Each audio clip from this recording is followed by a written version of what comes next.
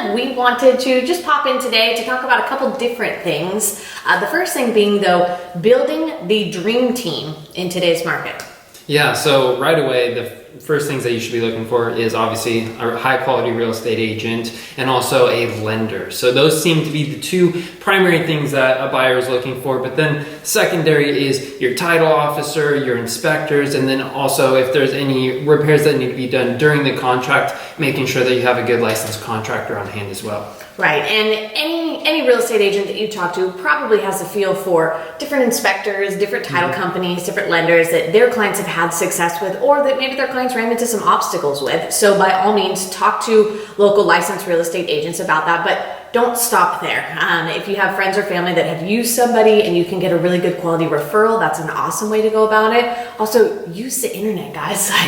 Google, Yelp, use reviews, and do your own research. Even pick up the phone and give these guys a call to say, hey, okay, you inspect homes. How long have you been inspecting homes? What are typical findings that you find? Like, start talking to them about their industry, and really evaluate whether you think they're going to be a credible resource for you or not. Yeah. But that team is critical, especially in today's market. In every market, it's critical, but you want to make sure that not only you have an agent that's aggressive, that has a good reputation, that can get your offers in front of the sellers and put together a package that's going to present better than somebody else's.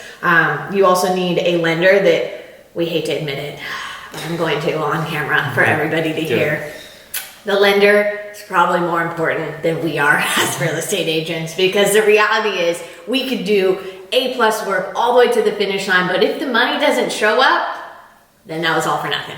Yeah, so I definitely agree. And also I would comment that, a lot of people aren't buying houses like every month. So that means that this is a very important purchase. And so do your due diligence. Don't just say, oh, this person will get it done and settle. Really look for, again, the highest quality person in each and every category to make sure that you're covered. Yeah, and do this research, please, before you get an offer accepted, because we see it too many times where you have tight timelines to be competitive and people are trying to shop loans in the middle of their contract. That is not the time to be shopping loans and lenders. The time to do that is before you get into contracts. So, but anyways, like we just wanted to say, that team is critical. If you have any questions about building a team or want to chat with us about some of your experiences or some of the experiences we've had with people in the field, we're happy to give you our opinions there. So yeah, you know how to find us. So kind of jumping into the next category here, I just wanted to throw a snippet about what's going on in our real estate market. It is absolutely insane. I know we've already told you guys, but some quick stats, because I love numbers and spreadsheets, so this is my stuff right here. So when we're looking at January of 2020 to January of 2021, there was 3,100 offers submitted in January of last year compared to 5,900 this January. That's insane. That's a huge jump. It's almost double. Yeah, exactly. And so what that correlates to within our market is if you look at Sacramento, Placer, El Dorado, and Yolo County as a combined market, let's say, the average sales price has increased from $455,000 to $543,000. So that's a 19% jump right there. That's almost $100,000. Yeah, it is. So it is obviously very competitive. Yep. And not only to mention that, but the average days on market for each property has gone down like 45%. So pretty much every metric that we're looking at, not just the number of offers, how fast things are selling, inventory is at an all-time low. So obviously it's competitive for buyers, which is again why you need to have that all-star team. And if you're a seller, you already know that you're making out like a bandit. Well, yeah, no, honestly, those numbers are astounding. And the truth is, we don't expect them to slow down anytime soon. Obviously, nobody knows how long this market can be on steroids, but truly, 2021, it's not slowing down. I don't even know if it's going to slow down in 2022. No, so get in, make your investment now, and watch that thing grow. Yeah.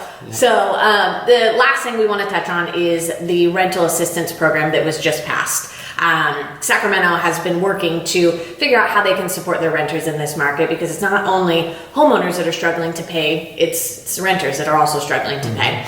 And it was by a unanimous vote, meaning every single person agreed to pass this thing.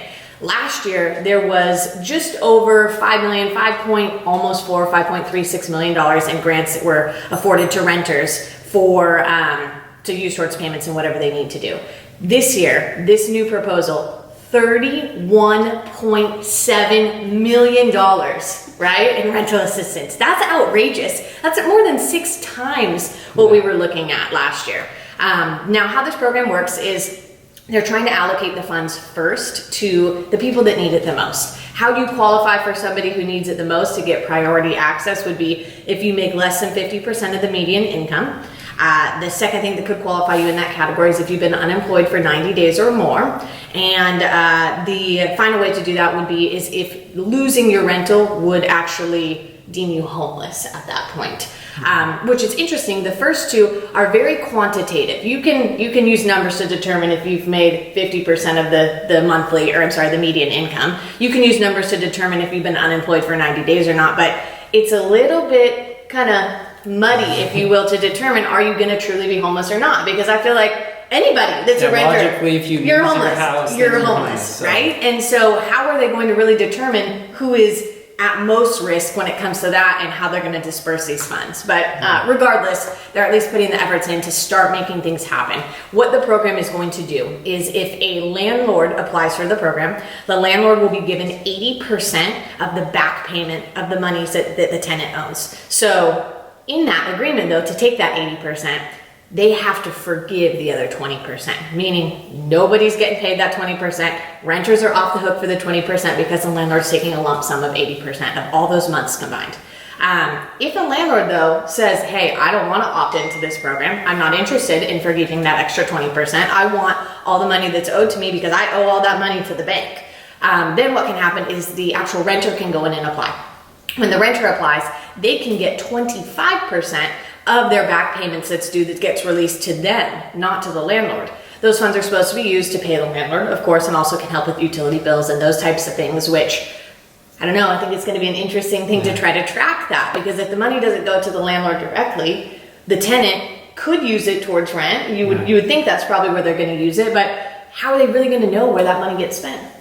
So I don't know. It's an interesting one. There's still more to come. They have another meeting on the 24th of this month, and they're going to kind of give us a little bit more details about what this is going to look like and how it rolls out. Yeah, but absolutely. That's the latest in SAC, guys. So we wish you a very happy February, and we will talk to you soon.